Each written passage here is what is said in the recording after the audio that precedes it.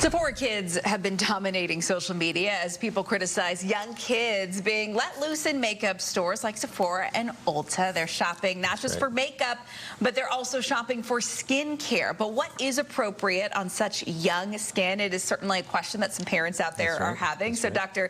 Dahisade is joining us. He is with Arizona Facial Plastics. Good morning, Doc. Good morning. Appreciate it. Thank you for having me this morning. So why do you think all these young kids, I mean, we're talking kids that are like 11, 12 years old, are now doing these intensive skincare routines? Is it just social media and seeing what their friends are doing? It is almost all social media. I mean, there's trends on TikTok and Instagram where children go to Sephora and then other children follow them around and show their shopping patterns, and then the children just all pour into Sephora and they look for products that they think is going to help their skin, but unfortunately they're very young, and many of them, and so a lot of the products are just not age appropriate, but there's no guidelines or sort of security gates to tell these children, hey, you know, do this or do that.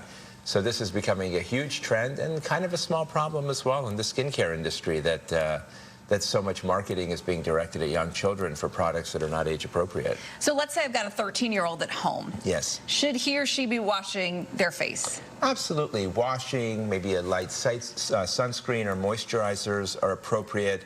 Maybe as they get into their teenage years, they may have some issues with acne, and so there might be some professional products or even some acne products that would be appropriate. But when they start getting into rejuvenation products, retinols, and just really intense types of acids and other ingredients and peptides, it's just not appropriate. And their skin is young, it's beautiful, they don't really need those ingredients, and so it can sort of have a reverse effect where it ends up drying their skin and creating other problems for them going forward. So there's some dangers to it as well. Absolutely, absolutely. And I just think that, again, skincare products do or should have some age-appropriate ranges, and when children are just marketed generic drugs, it can really you know, and they are drugs. I mean, some of these skincare products have a very significant effect on the skin, and it's just not going to help them as they get older, and in fact, it can have some negative effects as well. So vitamin C, vitamin A, things that I am trying to put on my face should not be things that kids in 13, 14, 15-year-old range put on their face. Absolutely. Intense peptides, retinols, the antioxidants, vitamin C, vitamin A, and so forth.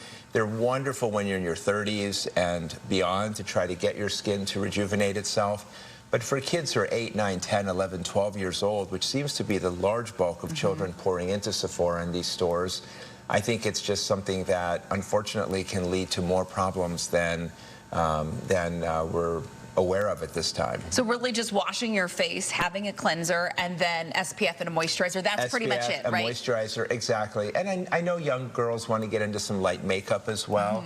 That's okay. You know, maybe a mineral-based makeup, maybe some lip gloss. I mean, I know I have a daughter in that age group. I get it. But when you get into the more aggressive skincare lines, I think, again, they're just not designed for children that age. And the more parents can maybe educate or provide some supervision, I think the better off the children will be. And finally, I know you guys have a line at your practice. Yes, but we do. What are affordable lines that you like for kids with good moisturizer, cleansers, all of that? You know, most of the lines actually have maybe a light cleanser. Most of the lines may have a little SPF and a light moisturizer.